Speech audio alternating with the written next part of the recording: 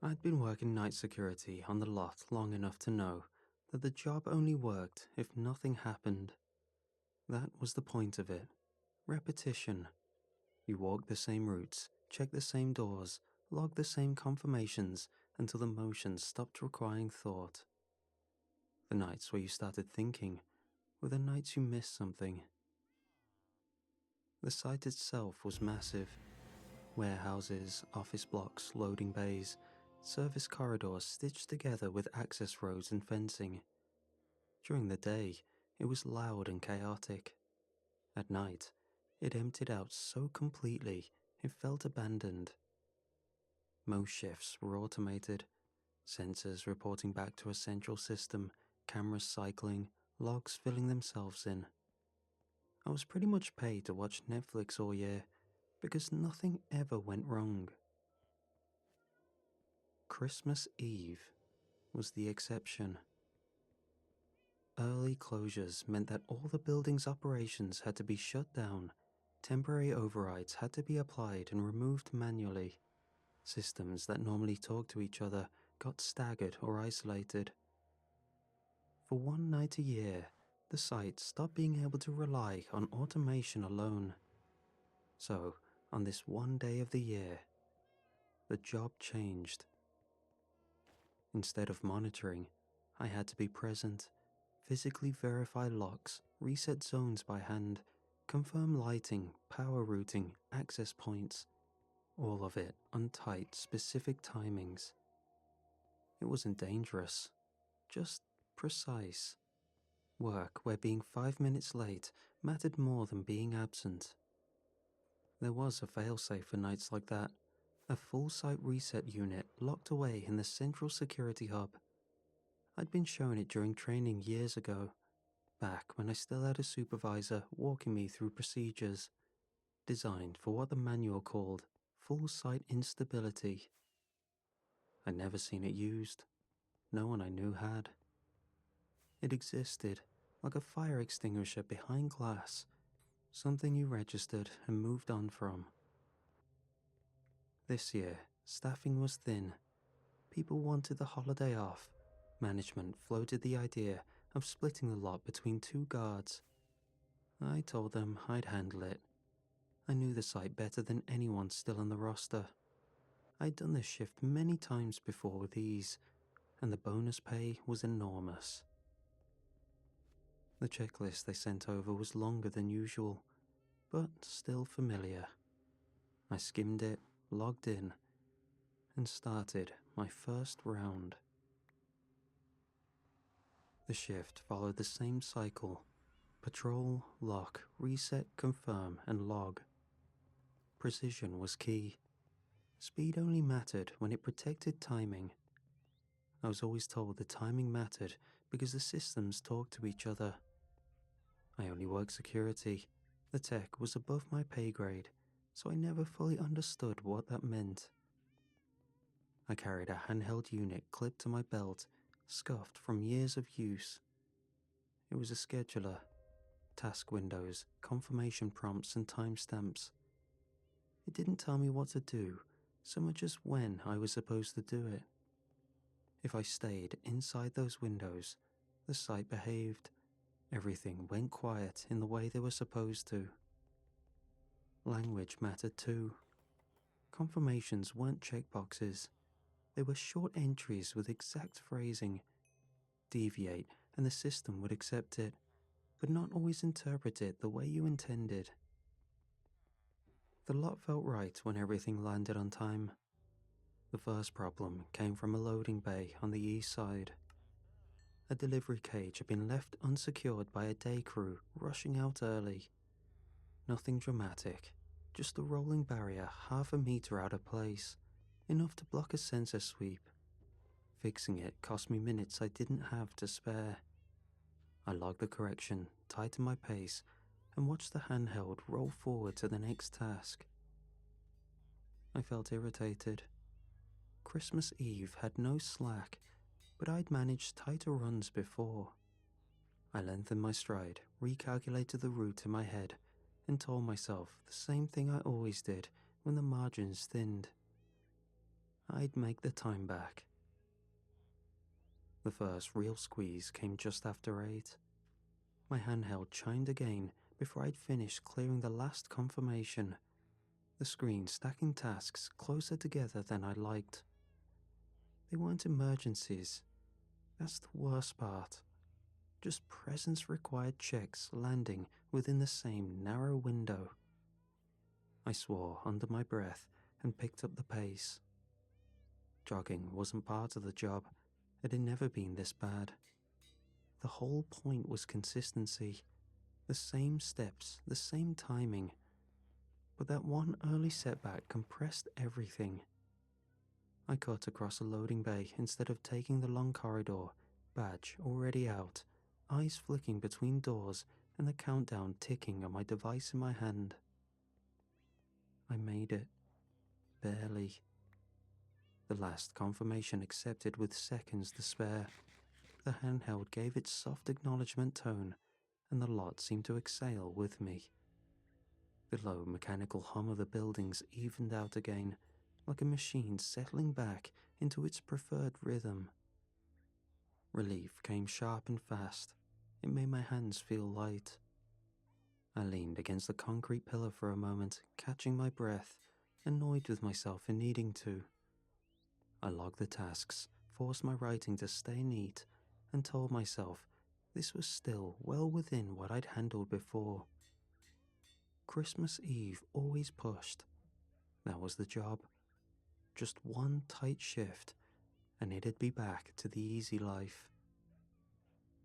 That was when the radio clipped to my shoulder crackled. Just a quick burst, dry, electrical, cutting through the air like a tear in fabric. And then silence. The channel cleared on its own, the idle hiss returning as if nothing had happened. I frowned at it, thumb hovering near the volume knob, then let my hand fall away. Old building, cold night, interference. I pushed off the pillar and started walking again, already mentally rearranging the rest of the shift to stay ahead of the clock. The pace eased, the lot settled into the kind of quiet I'd been expecting all night. The stretch where your body stays tight even though nothing is actively demanding attention. I moved through one of the smaller office blocks, running the same checks I'd done hundreds of times before. The doors were still locked, but one of them resisted when I tested it, like the latch hesitated before remembering its job. The overhead lights took an extra beat to come up, humming softly before stabilizing. Little things. I blamed the hour. Christmas Eve always did strange things to the buildings. Partial shutdowns, half-powered systems, spaces caught between open and closed, annoyances you only notice when you're in a rush. I logged the checks and started down the corridor toward the exit when the handheld chimed. A motion sensor, single trigger, same floor and wing. The room I'd just come from. I stopped, listening. The air felt thick, as if the building were holding onto sound rather than letting it travel. I waited for the follow-up ping that would mean an actual problem. It never came. I stood there longer than I meant to, scanning doorways, watching the light panels, listening to my own breathing echo back a little louder than it should have.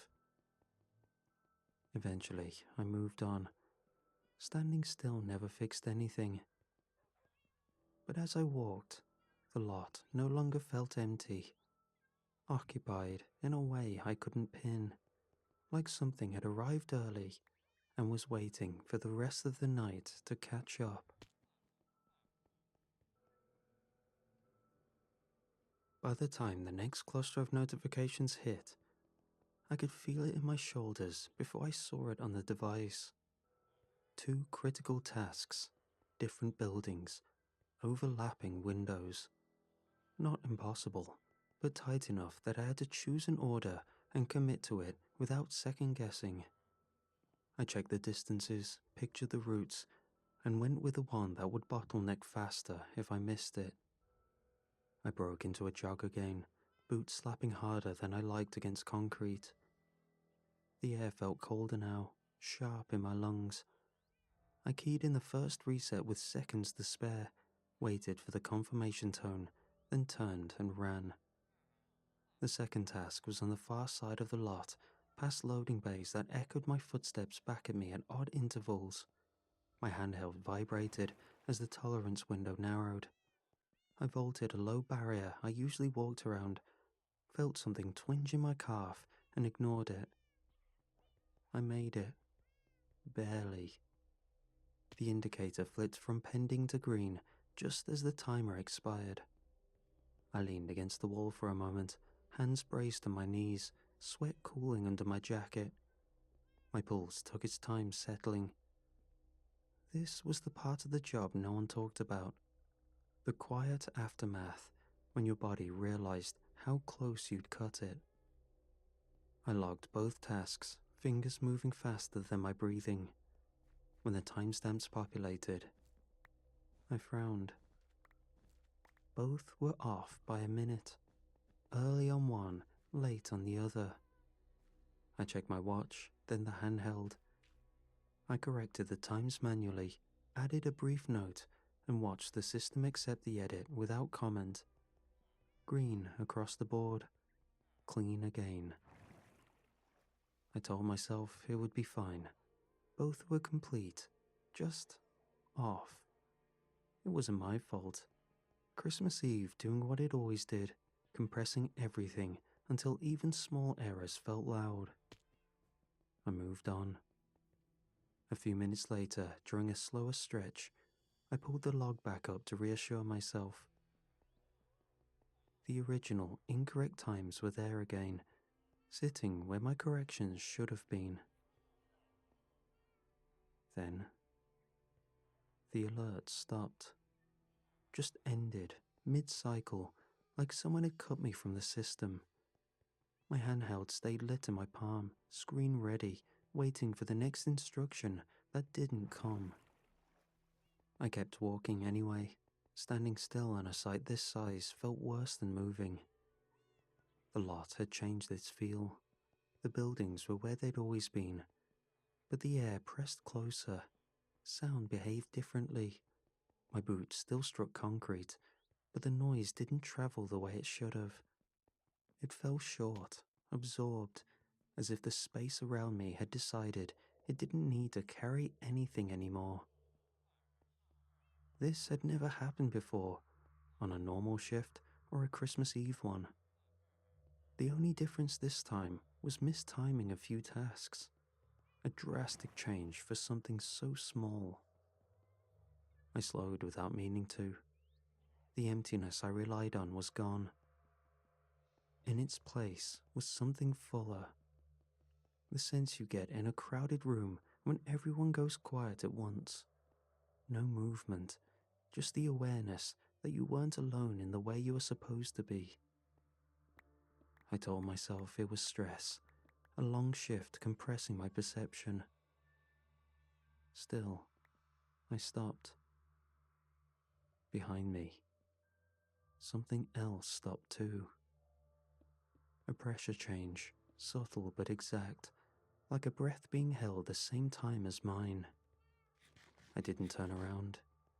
I stood there, listening to my own pulse, suddenly conscious of how much space my body took up. Whatever was moving wasn't wandering. It had matched my pace. And now, it was waiting. Lights dipped across the lot like someone had put a thumb over the lens of the night, but not evenly. One warehouse went dusky, while the office block stayed bright. The loading bay fluorescence thinned to a weak, sickly glow. It didn't look like a power cut. It looked like the lot had started making decisions about where the light was worth spending. I checked my handheld out of habit, expecting a cascade of tasks to explain it. The screen stayed calm. No faults or prompts. That was when I heard the sound. A slow drag through the corridor outside the nearest offices, coming from an especially darkened hallway, heavy enough to raise the hairs on my arms, steady enough to feel deliberate. It wasn't the staccato clatter of a loose trolley wheel or the skitter of wind-blown debris. It had weight. It had rhythm, like something moving with authority, despite the fact that I should be alone. I held still and listened, trying to place it. The drag continued. Then it paused. The corridor's glass panel gave me a slice of reflection and, for a second, it offered me a shape. Tall, folded forward, too much height packed into a hunched frame. Something rose from its head in branching silhouettes, antler-like, catching the weak light and brushing near the ceiling tiles as it passed. The joints didn't swing like a man's. They hinged. They clicked into the next position as if the body had rules different from mine. My mouth went dry so fast it hurt. I backed into the closest office without taking my eyes off that pain, turned the thumb latch, and slowly drew the deadbolt. The lock sounded tiny in the quiet, and I prayed that the sound didn't travel to that thing. The dragging resumed, closer now. The sound didn't hurry or search. It traveled straight, like it didn't have to search, and would find me eventually. I braced my hand against the desk to steady myself. My radio sat in my vest, silent, like it had been all night. Then, it woke up. A clean, mechanical phrase played through the speaker, flat, official, old enough that I recognized it before I understood it. Failsafe access available. I hadn't heard that line before.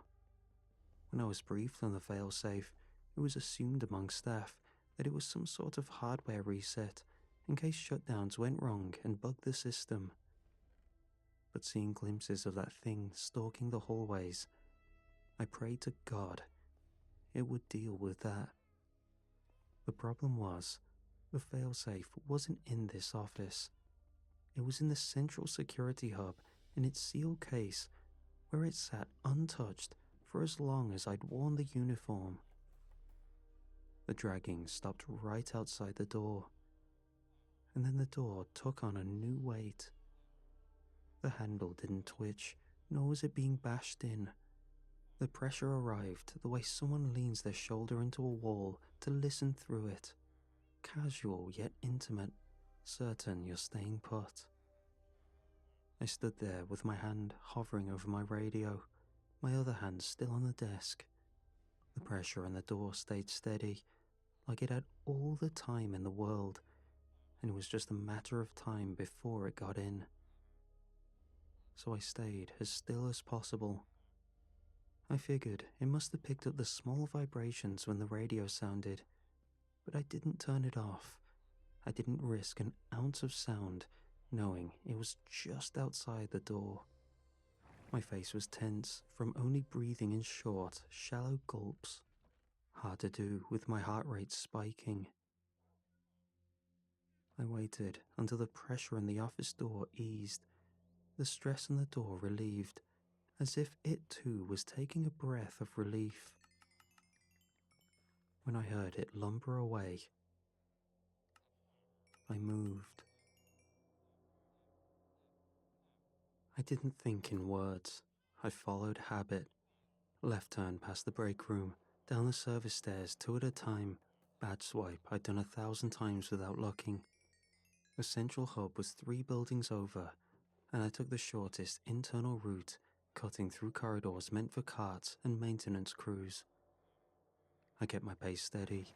Running burned oxygen and made noise, and noise carried. So I was brisk, but still careful. The handheld stayed quiet in my grip, its screen glowing uselessly. Still no tasks. That scared me more than if it had been screaming. A task would give me hope that I had some agency in what was going on, but I was at the mercy of the unknown. I caught sight of it on the way. At the far end of the loading corridor, where the emergency lights cast long shadows, something tall crossed between them, its outline breaking into angles where joints shouldn't bend. It moved with weight, each step deliberate, hooves striking concrete with a sound I felt through my boots. I dodged between doorways, making sure not to stay too long in linear lines of sight. However, from all my ducking and crouch walking, my phone slipped out of my pocket, landing with a sharp clatter. Before I had chance to pick it up, the sound staggered toward me. I was forced to flee as quietly as possible to a hiding spot. From there, I heard what I didn't want to hear. A glassy crunch. My phone was its first victim, and I was terrified I'd be the next. Another glimpse of it came in reflection, chrome trim on a forklift, polished smooth by years of hands. A silhouette behind me, crowned with branching shapes that scraped pipes along the ceiling. When I turned, the space was empty, but the smell lingered. Cold air, old hay, something burned. The central hub door came into view, and my chest tightened with relief so hard it almost slowed me down. I slipped inside, locked it, and crossed straight to the wall-mounted case. The failsafe. Grey metal, unlabeled, a red seal I'd only ever seen intact. Training videos were never specific on what it did, treated it like a theoretical, something for storms, riots, and blackouts that never came. My hands shook as I broke the seal and pulled the handle. But my heart sank. Nothing happened. The lights didn't change, the creature still wondered, my radio stayed quiet. There was no feedback that it had done anything. The impact came a second later.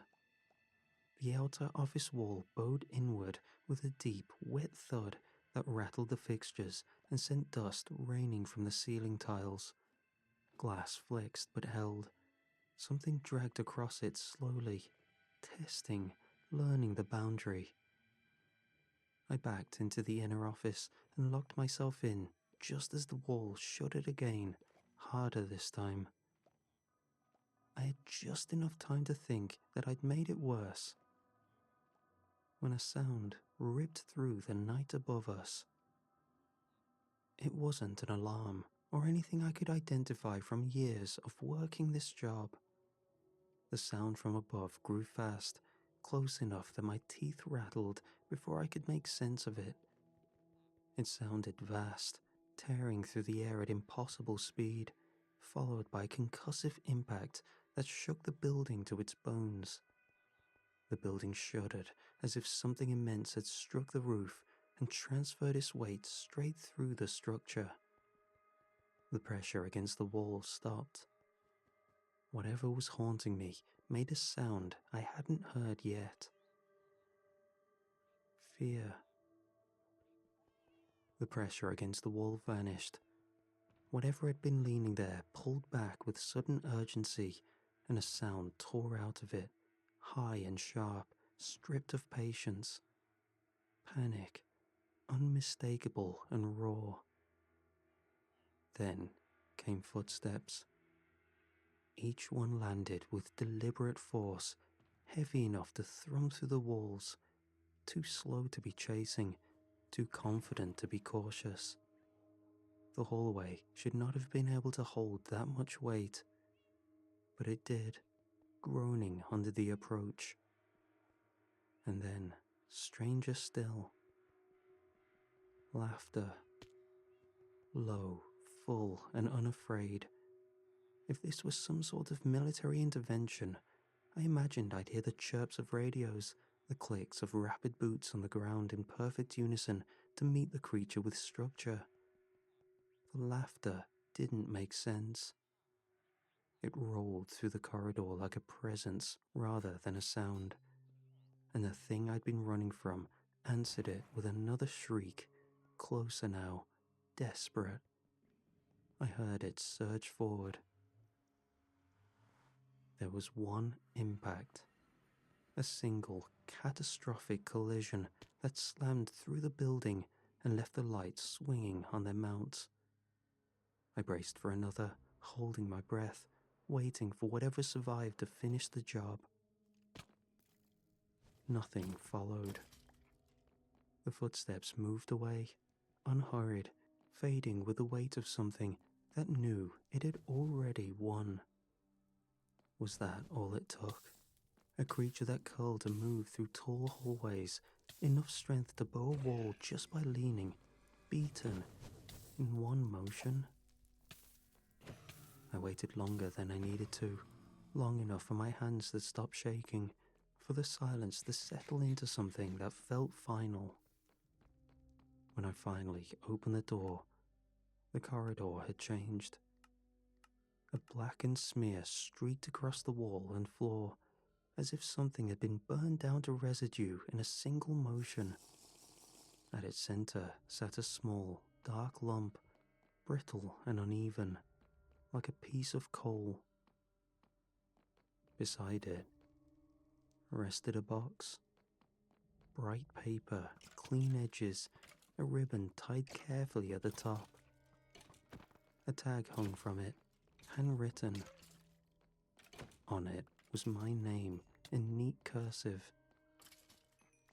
I stood there, staring, my pulse loud in my ears, unable to reconcile the violence with the care placed beside it. And against every instinct I had left, I moved toward the nearest window. I braced for the worst and finally looked outside.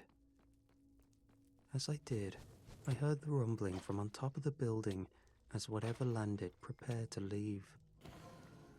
As I looked up, it was already pulling away into the clouds, just leaving. It moved with no need for urgency, confident it had finished this task without needing to double-check.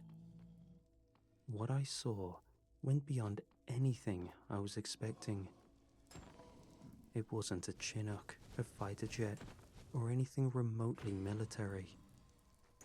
It was a broad, colorful shape sliding across the night, trailing faint sparkles that drifted and faded before they reached the ground. Whatever pulled it flew in formation, silhouettes rising and falling together with a childlike familiarity that made my chest tighten. Helming the vessel was a portly figure dressed in all red, the same laugh he chortled in the hallway echoing in the sky. I stood there longer than I should have, trying to understand what I was looking at before it disappeared entirely. The sight settled around me. Lights evened out. The low mechanical hum returned to its normal register. Sensors stopped tripping. The lot felt empty again. Properly empty, the way it always did when things were working. I went back and saw the box still sitting where it had been left, ribbon unwrinkled, my name written neatly on the tag in ink that hadn't bled or smudged. I poked it at first. With everything that had happened, I was dubious of strange surprises, but when I saw that it was docile, I gently opened it up. What I saw inside surprised me. It was a brand new phone, same make as the one I just lost, but a newer model. I flipped it over a few times, and everything checked out. Just an ordinary new device, nothing eldritch about it, no devil's deal catch. I put it in my pack and ready to leave. I logged out early, noted nothing unusual in the report, and went home with my hands still shaking on the steering wheel. Over the next few days, I heard small things through the usual channels: late shipments, minor timing errors, conflicting access logs that couldn't be reconciled. Nothing anyone wanted to dig into during the holidays. Nothing that justified a call back.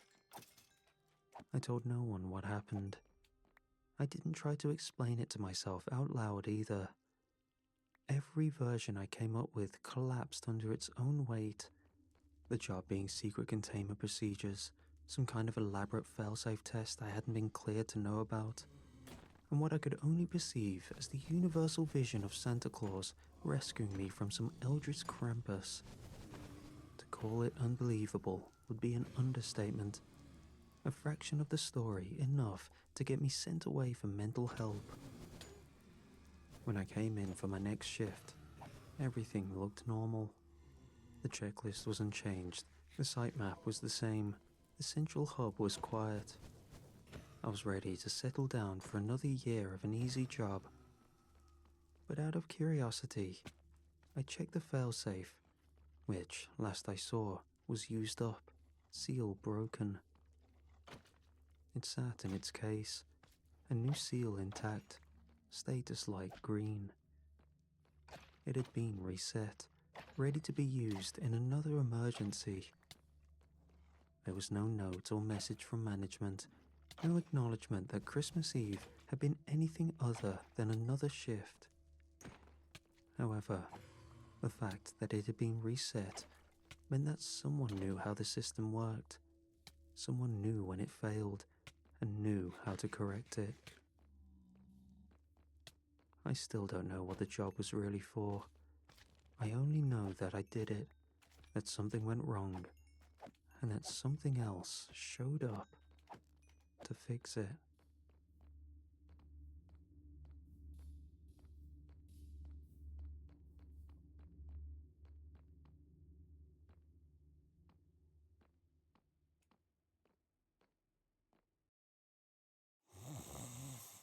Sound familiar?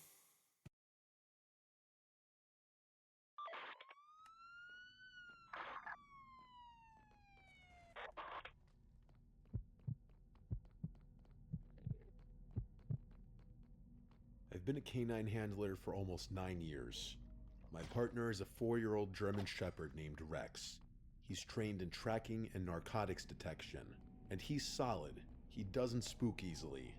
I've taken him into warehouses, abandoned houses, woods at night, and he's always steady. That's why what happened that night stuck with me. We were called in to assist patrol on a house search after a foot pursuit in the area. Officers had attempted to stop a male suspect a few blocks away, and he ran. They chased him through backyards and lost sight of him near this property. A side gate to the yard was found open and the back door of the house was unlocked. Neighbors had also reported hearing a struggle in the backyard, which added to the urgency. Patrol swept the first floor, but weren't comfortable calling it safe. They believe the suspect may have forced his way inside and could still be hiding somewhere in the house. Rex and I arrived about 20 minutes later. The house was a 2-story place in a quiet subdivision. There were no signs of forced entry from the front.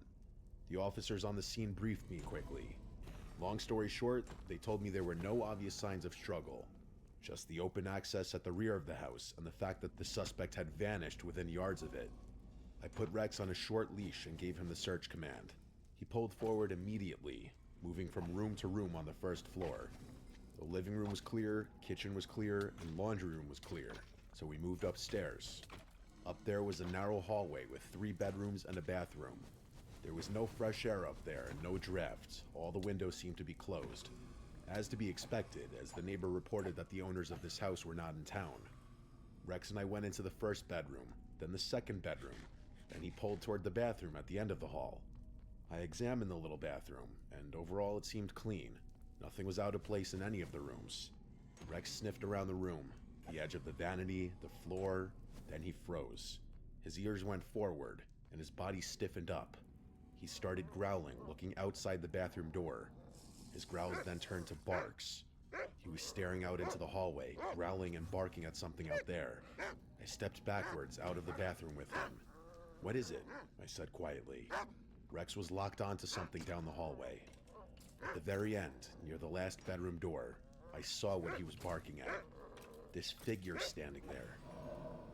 This tall, dark, completely still figure, and it didn't look like any of the officers downstairs. They also would have in some way announced their presence to me. I identified myself as police, and that there was a canine with me. But there was no response to this. Then I just flat out asked, "Who is that?" Still no response. Rex was pulling in the opposite direction, something I'd never seen him do before. He didn't want to go down the hall. Then the figure turned and walked into the bedroom at the end of the hall. I knew every officer on scene. I knew where they were positioned. None of them were upstairs with me. Rex planted his feet when I tried to move forward. He pulled backwards hard. He did not want to go down that hallway. I drew my weapon and said over the radio that I have possibly located the suspect at the end bedroom. Start making your way up. I pulled Rex forward, and he resisted the entire way. He kept looking at me like he didn't understand why I was making him go. When we reached the bedroom doorway, he refused to cross with me. I stepped into the room first with my gun raised, but it was empty. Like completely empty. Just a bed against the wall and a dresser across from it. I waited for the others to get up there before fully entering the room. And when we finally entered, there was no one standing in there or hiding under the bed. The window was closed and even the closet was empty. There was no kind of attic hatch or crawl space door. Rex stayed in the hallway. He wouldn't step foot into the room. I expected the others to doubt me, but they saw Rex and the way he was acting. One of them tried coaxing him into the room. He refused. We searched every inch of that bedroom. We checked the walls for false panels, we checked the bathroom again, we checked the other bedroom. There was not a single trapdoor anywhere. If it weren't for Rex, I feel like I'd have gone crazy. After about 20 minutes, I told the others I had to take Rex out of there. But before we left, he kept glancing back down the hall at that bedroom. As soon as we stepped outside into the night air, he relaxed slightly. When he was in his crate, he curled up immediately, but he didn't look at me the way he usually does after a search. Patrol wrapped up not long after. I've replayed that moment 1,000 times in my head. I think I believe it was a real person, the suspect even, but I don't know how they escaped that room, or why Rex behaved that way. Maybe more suspicious people than me will say what Rex and I saw was a ghost. Rex has never reacted like that before, or since. He's tracked armed suspects without hesitation and entered a lot more stressful environments than that house. But that room, he wouldn't step inside. I trust that dog more than I trust my own instincts. Just about everyone in my department has at least one unexplainable night call, and this one was mine. Wawa's $5 Big Breakfast Deal gets you any sizzly, any coffee, and a hash brown for $5. Gotta have a Wawa. Diagnose and provide honest options. Repair versus replace. Test the water to assure a repair or a new unit lasts longer. Efficient installs with new high-efficiency models. Haul away of old units included.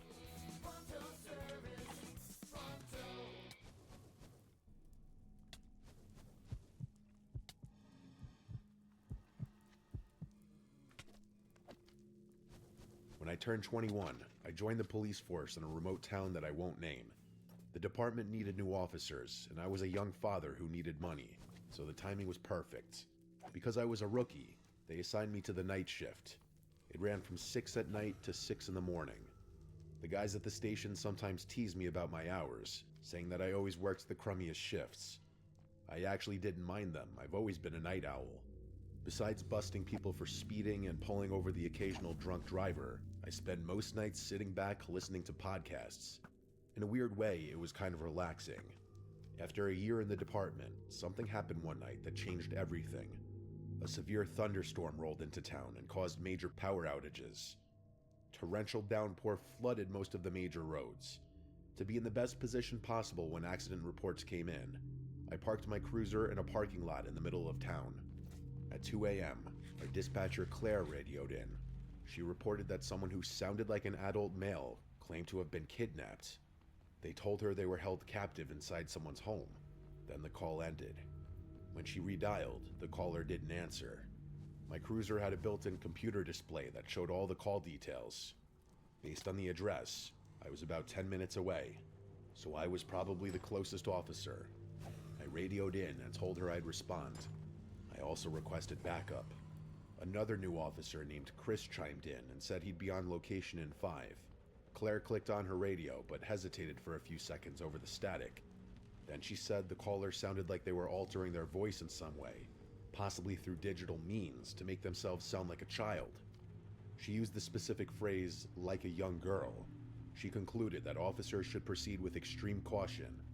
All of us were pretty close at the station, so we felt nervous for one another during high-risk cases like this. I radioed back and said 10-4, then drove off to the scene. When I turned into the neighborhood, I saw that every single street lamp was out. The entire block had lost power. That meant we would have low visibility into the home we were investigating, which put us in greater danger. I followed my GPS to the end of the street where the house was, and I saw that Chris had already beaten me. His cruiser was idling in front of the house. I pulled up next to him and rolled down my window. Chris commented on the home's poor condition. I glanced ahead, taking it in for myself. The grass was knee-high, overgrown bushes blocked out the windows. The roof was dented in several areas, and had a ton of missing shingles. It looked completely abandoned. This sent off alarm bells in my head. You can gather a lot about someone's mental state by how they treat their living space. I told Chris I'd take the lead. We both stepped out of our cruisers into the pouring rain, opened our umbrellas, and followed a waterlogged path up to the door. Chris clicked on his flashlight. Whenever a second officer like Chris is present during an investigation, their entire job is to protect the leading officer by monitoring the suspect's body language. If the suspect makes a move on the cop that's interrogating them, they neutralize the threat. Chris made the perfect backup, because he was both observant and calm under pressure. This allowed me to focus solely on the suspect's story, and if I was hearing the truth. When we reached the door, I rang the bell. Then we stood there, listening for movement inside. After a few seconds, footsteps shuffled up to the door, then they paused. Whoever was on the other side was completely still, just waiting. A feeling came over me that we were being watched. Slowly, my gaze drifted over to the peephole. As soon as I made eye contact, a distorted shape moved back, like whoever was watching us had pulled their head away. "If you're in there, we'd like to ask you a few questions. Open up, please," I said. They froze again, as if they were thinking about what to do next. Then the lock started turning and the door creaked open, but only by a foot. From the darkness, a man peeked out of the crack. He looked like he was in his early 30s. He was overweight, balding, and wore thick-brimmed glasses. I took a single look into his eyes and sensed that he was hiding something. I informed him that we'd received a call from his address of someone claiming to have been kidnapped. The man acted confused. He apologized and told us it must have been a pocket dial. I asked him if it was a pocket dial, then how could he explain the voice in the phone call? For a split second, the man averted his gaze, then said he didn't know anything about a voice. I asked him if there was anyone else in the house, and he said he lived alone. Then I told him that for safety reasons, we needed to have a look inside. Not without a warrant, he said. These days, a warrant can be obtained in minutes. I went back to my cruiser, called dispatch, and requested communication with the on-call magistrate. 5 minutes later, Claire came back on the radio and told me the judge approved a telephonic warrant and emailed it. We were clear to enter. I showed the warrant to the man. He reluctantly pulled the door open, and I could see that his hands were visibly shaking. I clicked on my own flashlight and stepped inside. A putrid smell immediately hit me. I scanned around to find the source and saw a hallway straight ahead and a room directly to my right. I shined my light into the room and saw what looked like a living room. It was absolutely disgusting. Piles of clothes and stacks of dirty dishes were spread across the carpet. Cockroaches were even crawling all over them. A couch that looked like it was pulled off the side of the road sat at an angle against the wall. This man obviously used this room as his living space. I'd seen these sorts of living conditions in drug cases before. When I turned to look back at the man, he shifted uncomfortably. I made a mental note to check for paraphernalia once I'd confirmed the house was safe. Then I stepped toward the hallway. My foot struck something. I looked down.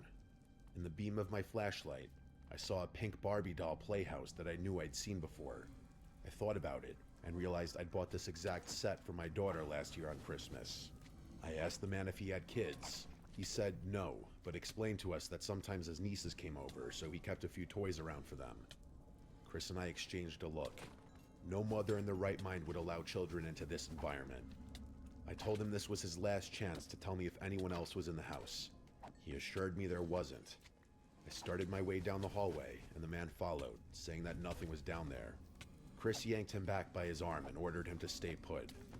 The hallway had an open room on either side and a closed door at the end, which was probably the basement. I peeked inside the first room, scanning from right to left, and saw more children's toys and even items like diapers scattered across the floor. In the corner, the dark shape of a person was hunched over. I drew my weapon, only to realize that it was a doll sagging its head down in a rocking chair. The shock of that visual made my heart pound. I leaned against the doorframe and steadied my breathing. Chris asked me what I had seen. Before I could respond, I started studying the doll. It was the largest one I'd ever seen, every bit as big as a person, and the man had dressed it in women's clothing. On the bed beside it, ladies' blouses, jeans, and lingerie were folded into neat piles. Each pile was separated by color. Meanwhile, the rest of the house was a pigsty. What was happening in this room felt wrong on many different levels. All clear, I told Chris. I moved further down the hall and glanced into the second bedroom. This one was empty. I reached the final door at the end of the hall when from behind me, the man called and asked if I'd like to see the upstairs instead. I told him yes, but first I was going to see the basement. The man said again that there was nothing down there, and I heard Chris tell the man to stay still, which meant he was probably trying to follow me down the hall. The closer I moved into this part of the house, the more agitated he became. I reached for the handle, twisted the knob, and pushed the door open. It squealed on its own hinges. A set of wooden steps descended into a pitch-black room. I shined my light down. I could only see the area that surrounded the landing. It looked equally as messy as the upstairs. From deep inside the room, in an area I couldn't see, something rattled. I told Chris that I heard movement. The man responded instead, apologizing to me and Chris over and over. Even though it was the last thing I wanted to do, I had no choice. The man was lying to us. Someone was down there. I headed down the staircase. Each step creaked under my weight. The rattling noise from inside the room grew louder. Behind me, the man repeatedly begged us to stop looking around. I neared the landing and swept my flashlight across stacks of boxes. No one appeared in my line of sight. Across the room, there was another door. The noise was coming from there. I drew my weapon. I commanded whoever was inside to come out slowly with their hands up. Whoever was inside stopped moving. I shouted the same command a second time. The door remained shut. I crossed the room, sliding between boxes and old furniture that blocked the way. My sights were trained on the door. When I stood within several feet, I paused, listening. Whoever was inside also remained perfectly still. My anxiety ticked up with each second. So many things could go wrong in this situation.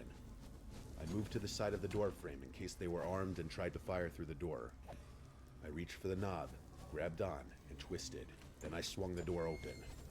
I was still hidden to the side of the frame. If anything besides empty hands emerged, I would have to use deadly force.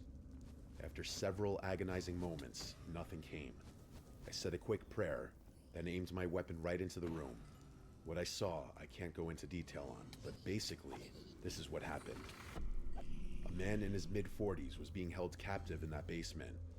He was a father of 3 and a respected member of the community. Months after he went missing, everyone, including his family, assumed he was dead.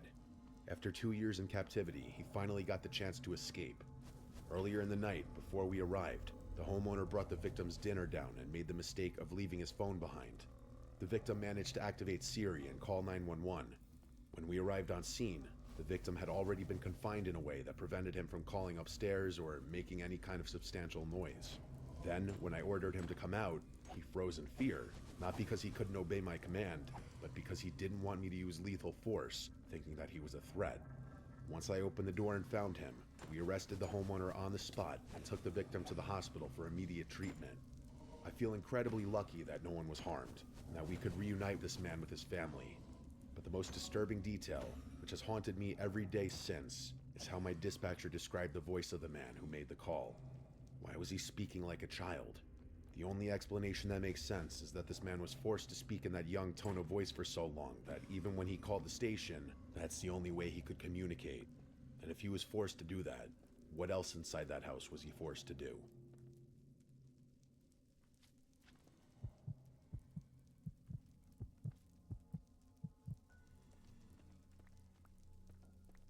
I've been a patrol officer for a little over 8 years now.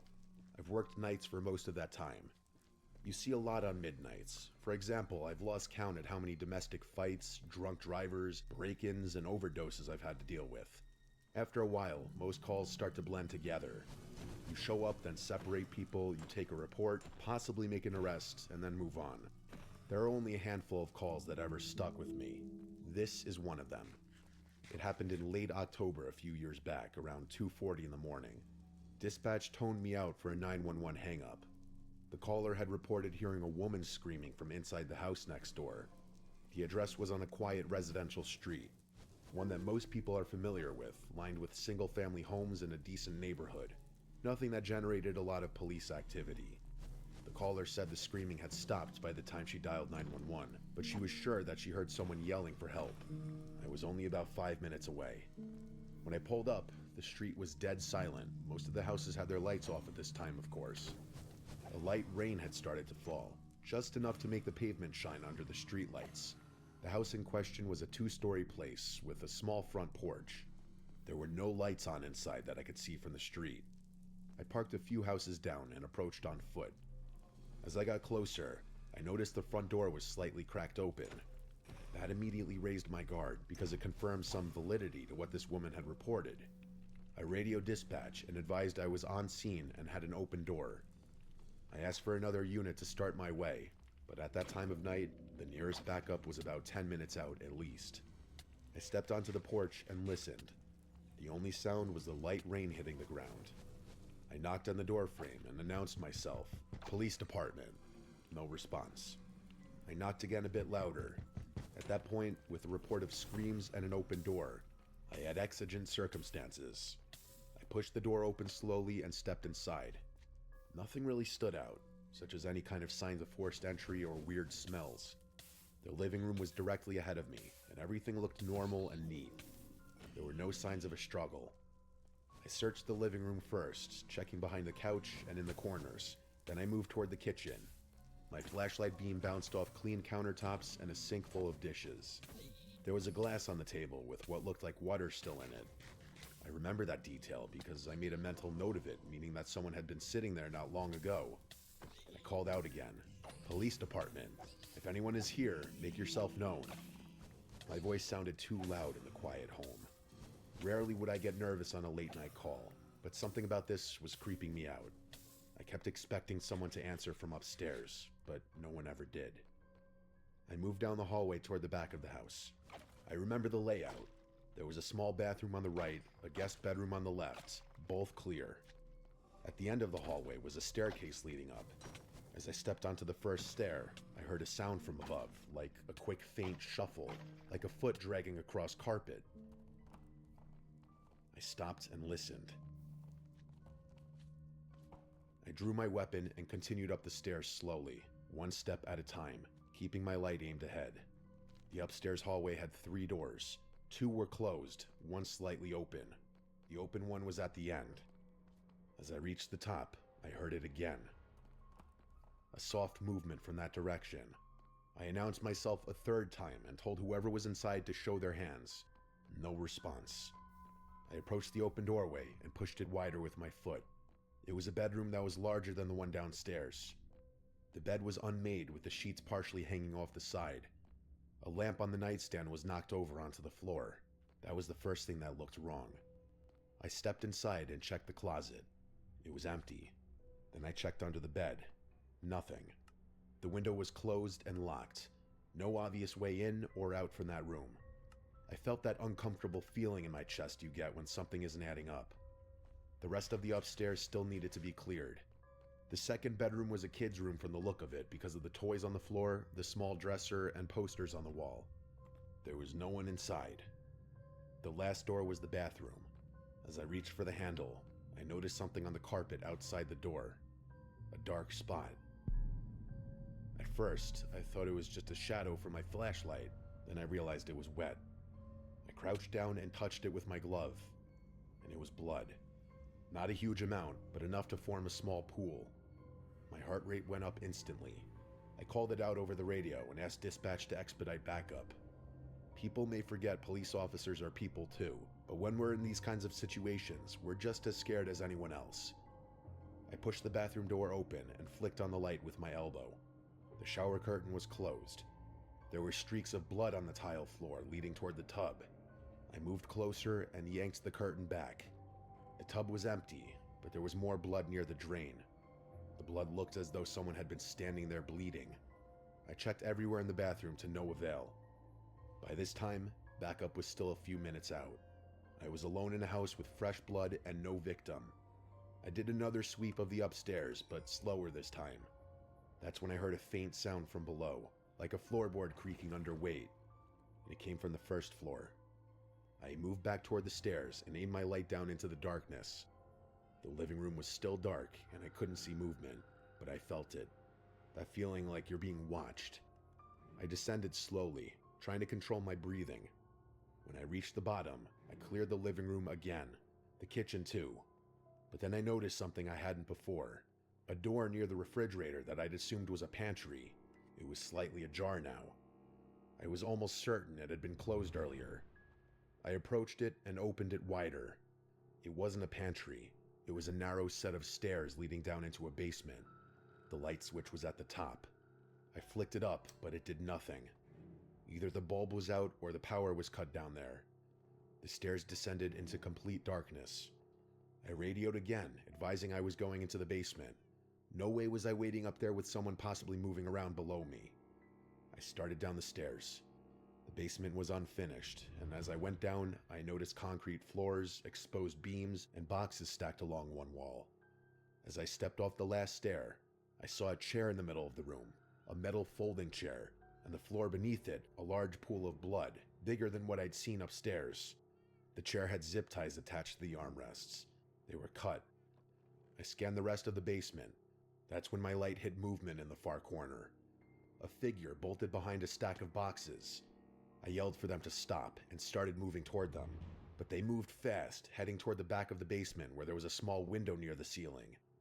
I heard glass shatter. By the time I reached that corner, the windows had broken and whoever it was had forced themselves through. The window led to a narrow side yard between houses. I climbed out after them, cutting my hand on the glass in the process. Outside, it was still raining. I could see a dark shape sprinting toward the alley at the end of the block. I chased for a bit, but lost them once they turned the corner. Backup arrived minutes later. We set up a perimeter. K-9 responded, detectives came out, but we never found the person who ran. The house turned out to belong to a man who lived alone. He wasn't there. We found his wallet upstairs and his phone on the kitchen counter. There were signs he'd been restrained in that basement chair. The blood matched him, a lot of it, but not enough to confirm he'd died there. He was never found. The neighbor who called 911 swore she heard a woman screaming. We never identified any female connected to that address, and no signs anyone else lived there.